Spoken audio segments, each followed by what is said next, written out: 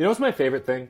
Is how parents, like, crashed all the way out during COVID because then they had to deal with their kids. Yeah, and they're like, this is awful. Instead of shipping them off to these teachers or whatever. Like, oh, now you have to make sure that they get to class and do their studies and get on the Zoom. Oh my goodness, what a tough time.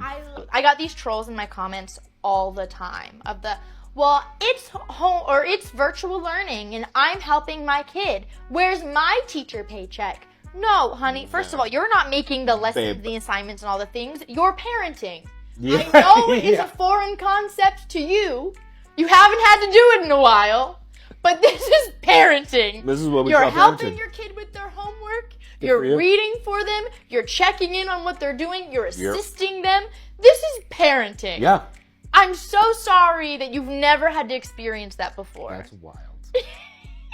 Yeah, I would get that all the time. Hi, Emily. I just wanted to check on you. You look a little tired, and I thought you were going to fall asleep during circle time. Hi, Miss Rogers. Yeah, I'm just really sleepy. Oh, no. Did you have trouble falling asleep last night? Oh, my aunt was being so annoying. She was making so much noise, and she kept me up all night, and it was horrible. Oh, really? What was your aunt doing? He was making so much noise in the kitchen. Like, I could hear all the pots and the pans and the plates and the silverware and everything clinking and clanking all night. Oh, wow. Well, do you feel comfortable talking to her and letting her know that you had trouble sleeping? Or maybe letting your parents know so they can talk to her? Because sleep is very important. No, I can't talk to her. I don't think anyone can, really. Well, why not? Because she's dead. Like, how do you talk to a dead person? I'm sorry, did you say dead? Yeah, she died last year, but I know it's her. Like, sometimes you just know, but I don't get paid enough. Connor, watch this. Hey, Rebecca! Rebecca! If you're gonna purposely be rude to me, I'm just gonna ignore you. It's your name. Oh my gosh, teachers are so dumb. They always freak out just because we use their name.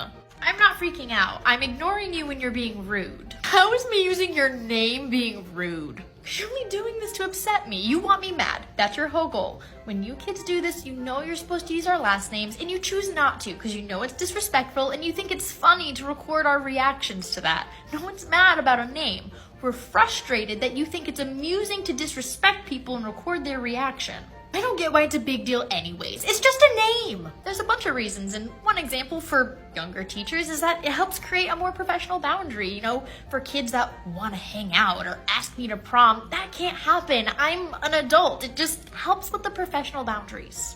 Well, why don't more teachers just say that? Did you even ask?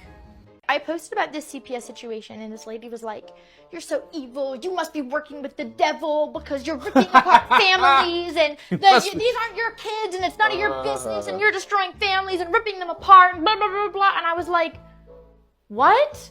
Like, in what world, if CPS is getting involved, would you not want these kids away from parents who are either predators or unfit or like unable to take care of them? Like, this is the hill that you want to die on. I went to her profile. Also, public, she's an ICU nurse with babies. That's wild. And did I screenshot those messages and send them to her employer? Because I found her on LinkedIn. Surprise, absolutely. Surprise. Oh no, are those the consequences of my own actions? I had a substitute come in, and he did not leave my chair the entire day, according to my kids, and even according to my colleagues.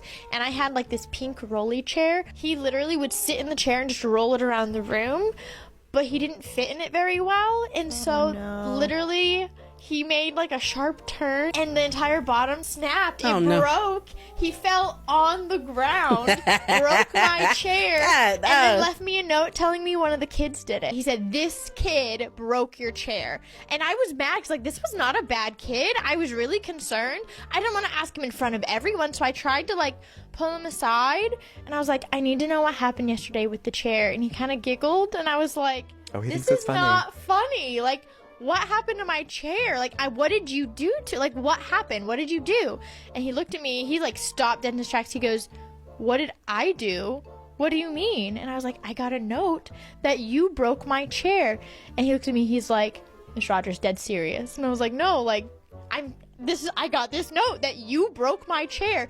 He literally just burst back into my classroom and goes, guys, the sub said that I broke the chair. Oh my God. Room erupted in laughter, and apparently like the sub broke it and the kid laughed the loudest, and the sub was just so mad and so embarrassed he blamed that kid. I don't understand why no one can get this question right. I've seen this question all over the internet, and people keep getting it wrong. Let's see which of us can get it right. I'm gonna give you 4 times. Which of these 4 times is the closest time to midnight?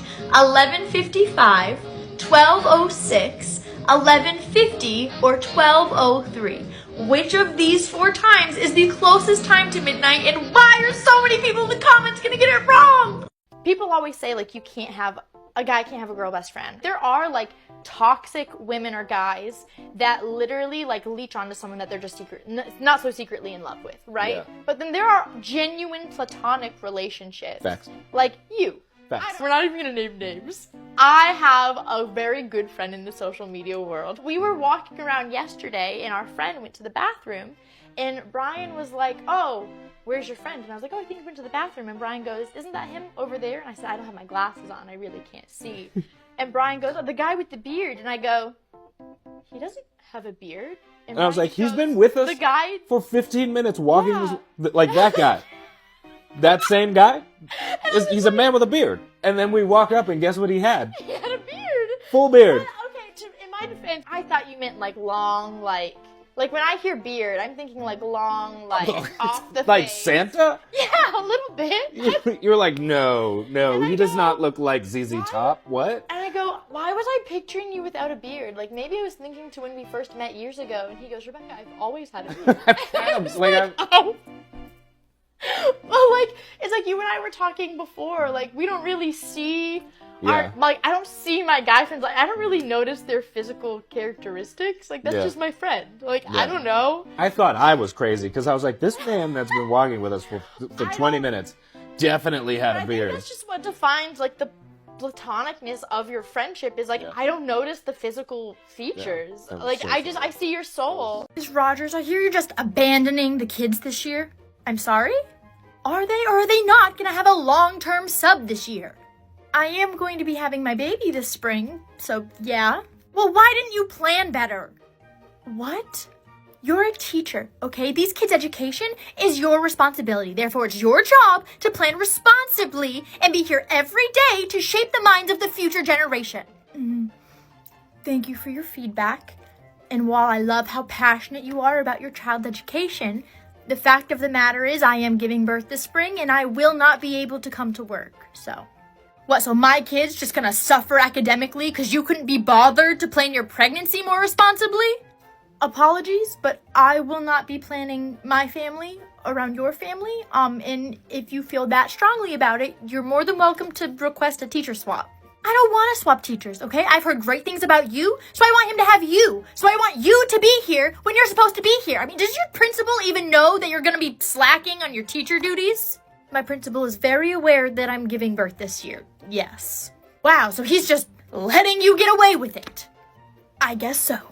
You teachers just have it so easy these days. It's ridiculous. And you're so selfish. I mean, this is why I always vote no when it comes to adding more funding for schools and teachers, because you guys just take advantage of it every time. Oh, so that's why I don't get paid enough. Ms. Rogers, this is a letter from our attorney. We're going to be pressing charges and suing you for assault. Excuse me, what is going on? You assaulted my daughter, Jessica. When? And you don't even remember. At the basketball game last Friday. I still have no idea what you're talking about. You took shears to our daughter's fingers! Are you talking about how I said that her nails were too long and that she needed to cut them in order to cheer at the game? And then she needed help with that? You just admitted you took shears to our daughter's fingers. Nothing happened to her fingers. Her nails were just trimmed. We paid good money for that manicure. Well, for cheerleading, it's a safety hazard for someone to have long nails and stunt, and she had a choice. Sit out or cut your nails. You should have never put your hands on our daughter. Again, she asked for help so she could cheer. No, you're done, okay? I'm suing you for assault, and I'm gonna make sure you get fired. I don't get paid enough. When I was a teacher, I would get so many parents that are like, well, I want you to